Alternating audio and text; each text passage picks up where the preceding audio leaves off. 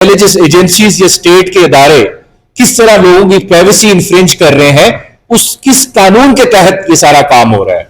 सिर्फ ये सवाल उन्होंने उठाया अपनी पिटिशन में, तो उसके जवाब में उनको वो कहते हैं कि थ्रेट किया जा रहा है। लेकिन अच्छी बात ये है कि इसमें उन्होंने साथ ये भी जिक्र कर दिया कि मैं थ्रेट या कोई मुझे धमकाए, इससे मैं पीछे नहीं हटूंगा।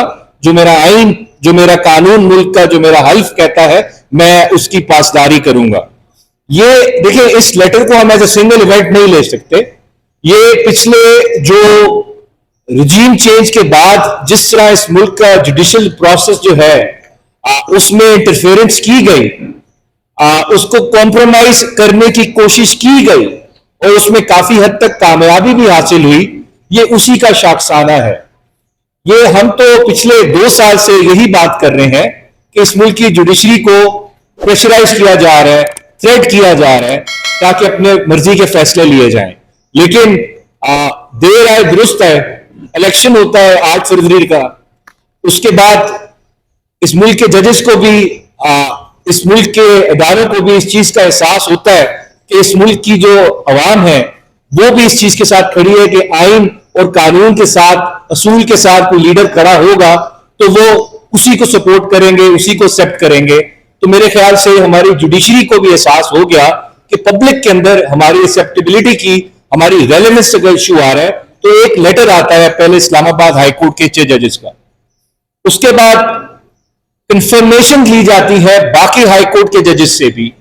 पेशावर हाई कोर्ट उससे ज्यादा हार्ड हिटिंग, इंप्लीकेटिंग आपको खत लिख के देता है, ऑब्जर्वेशंस देता है कि किस तरह उनके जजेस को थ्रेट किया जा रहा है। लाहौर हाई कोर्ट भी इसी तरह की आपको एविडेंस, सबूत प्रोवाइड करता है किस तरह वहां पे इंटरफेरेंस की जा रही है। क्वेटा हाई कोर्ट ने भी आपको एविडेंस दी। तो आप ये कह सकते हैं कि इस मुल्क के जो आला अदालत है, देखिए एक तो डिस्ट्रिक्ट जुडिशरी होती है, उसकी तो हम बात ही ना करें ना, उसको जिस तरह यूज किया जा रहा है। एक तो आपके आइन में कहते हैं हाई कोर्ट, सुप्रीम कोर्ट आला अदलिया आपकी सुपीरियर जुडिशरी है कि आपकी पूरे पाकिस्तान की सुपीरियर जुडिशरी इस बात पे मुतफिक है कि आपके जुडिशियल प्रोसेस में इंटरफेरेंस की जा रही है। अब देखिए, कुछ भी जब आप करते हैं उसका कुछ मकसद होता है। अब मकसद क्या था इस इंटरफेरेंस का? मकसद ये था कि फैसले अपनी मर्जी के लेने हैं। अब फैसले अपनी मर्जी के लेने हैं, जब मर्जी से फैसला लेना हो तो एक चीज की कुर्बानी देनी पड़ती है, वो आइन और वो कानून है। अगर आइन और कानून के मुताबिक जुडिशियल प्रोसेस चले तो फिर जो शख्स मासूम होता है उसको सजा नहीं होती।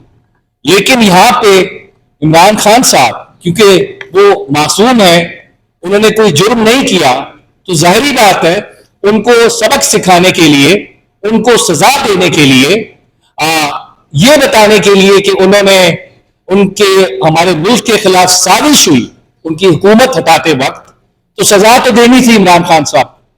अब सजा देनी थी तो उसके लिए सबसे बेसिक रिक्वायरमेंट क्या थी कि इन्वेस्टिगेशन, प्रोसिक्यूशन कॉम्प्रोमाइज हो।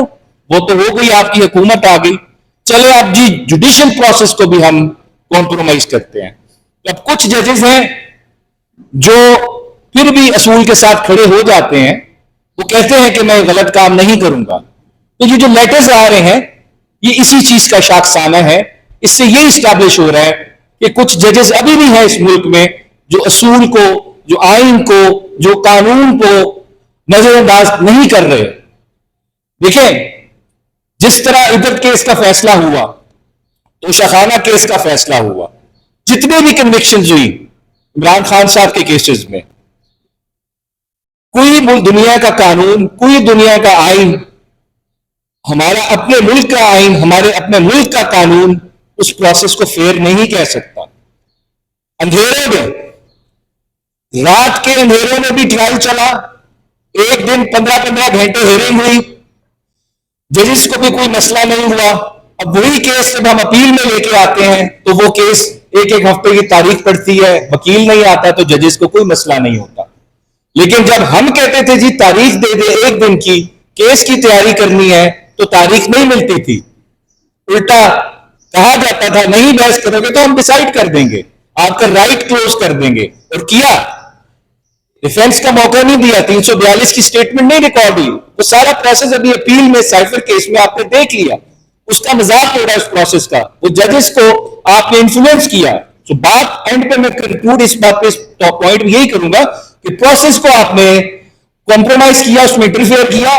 मकसद क्या था आपका कि हमने एक शख्स को जो मासूम है उसको जेल के अंदर डालना है, उसको सजा देनी है, और सजा किस चीज की देनी है कि उसने सच बोला, अपने मुल्क के बारे में सोचा, अपनी आवाम के बारे में सोचा। अब देखिए एक और बड़ा इशू है, रऊफ साहब ने थोड़ा जिक्र किया, लाहौर हाई कोर्ट के जो चीफ जस्टिस हैं, इस वक्त दो इश्यूज हैं जो वो कर रहे हैं, कुछ मुल्क के पावरफुल लोगों को वो पसंद नहीं आ रहे, उसमें पंजाब हुकूमत भी शामिल है।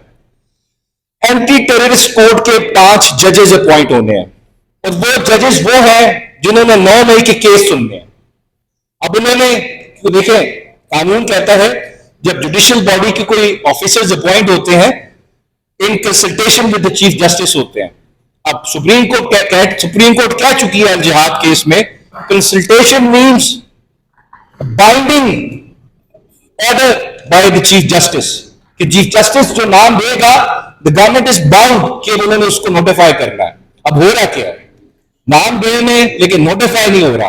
अपनी मर्जी के जजेस चाहिए, हुमायूं दिलावर जैसे, अब्दुल हसनात जैसे, जो केस इस तरह चलाएं कि सबूत भी ना हो तो सजा दी जाए, डिफेंस का मौका भी ना दिया जाए। तो ये एक बड़ी फ्रिक्शन है। सेम केस 400 इलेक्शन पिटिशन हैं, 9 जजेस आपने मांगे लाहौर हाई कोर्ट से, उन्होंने आपको 9 नाम भेजे 2 डिफरेंट लेटर से, आपने उसमें से 2 जजेस अपॉइंट कर दिए, बड़े काबिल जजेस थे, बाकी 7 आपने उनको नोटिफाई नहीं किया। अब आप कह रहे हैं हम खुद पिक एंड चूज करेंगे। भाई election commission is part of the rigging process, how can it choose the जजेस कि हम चूज करेंगे जो फैसला करेगा हमारे खिलाफ या हमारे हक में। हम तो कहते हैं इसमें election commission is part of the rigging, आप कैसे चूज करेंगे जज। इस वजह से जो आपको नाम दिए हैं लाहौर हाई कोर्ट के चीफ जस्टिस ने, वो आप पे बाइंडिंग है, आप उनको फॉलो करना है। यही सोर्स ऑफ फ्रिक्शन है, इस वक्त क्रिटिसाइज किया जा रहा है लाहौर हाई कोर्ट के चीफ जस्टिस को, क्योंकि वो झुक नहीं रहे किसी की ख्वाहिशात के आगे, किसी के ऑर्डर्स के आगे, वो कानून को, वो आइन को फॉलो करना चाह रहे हैं। इस तरह बाकी किस तरह साइफर केस डिले किया जा रहा है और इद्दत केस डिले किया जा रहा है, तो नहीं, उस पर आपको काफी क्लियरली बता देंगे। बस मैं इसमें देखें बात बस कंक्लूड करूंगा। अगर देखें हमने डिसाइड करना है कि इस मुल्क ने आइन के मुताबिक चलना है कि किसी की ख्वाहिश के मुताबिक चलना है, अगर ख्वाहिश के मुताबिक चलाना है तो फिर इस आइन को हम साइड पे कर देते हैं, एक दफा अनाउंस कर देते हैं कि इस मुल्क में बादशाहत चलेगी। या तो फिर मैं आपको सोल्यूशन देता हूं, अगर आप नहीं बाज आना, आपने जजेस के घरों में कैमरे लगाने हैं, आपने उनको डराना धमकाना है, इंडिपेंडेंस ऑफ जुडिशरी को कॉम्प्रोमाइज करना है, तो फिर एक काम करें, आर्टिकल 14 है जो राइट टू प्रिवेसी देता है इस मुल्क को, इस मुल्क के शहरियों को, उसमें अमेंडमेंट कर दें। आप अमेंड कर दें कि हर शख्स की राइट टू प्रिवेसी होगी, लेकिन अगर उसकी सर्वेलेंस करनी है, उसको ब्लैकमेल करने के लिए, तो उसकी राइट टू प्रिवेसी का फंडामेंटल राइट हम नहीं रोकना। या इस मुल्क का बुनियादी ढांचा है इंडिपेंडेंस ऑफ जुडिशरी, कि जुडिशरी इंडिपेंडेंट होगी एग्जीक्यूटिव से, लेजिस्लेचर से, या आप उस ढांचे को तब्दील कर दें। जी हम नहीं कहते जुडिशरी इंडिपेंडेंट होगी, जुडिशरी ताबे होगी किसी बादशाह के आगे या किसी हुक्मरान के आगे, जो कहता है मैं आइन को नहीं मानता, मैं कानून को नहीं मानता, मैं ख्वाहिशात पे मुल्क चलाऊंगा।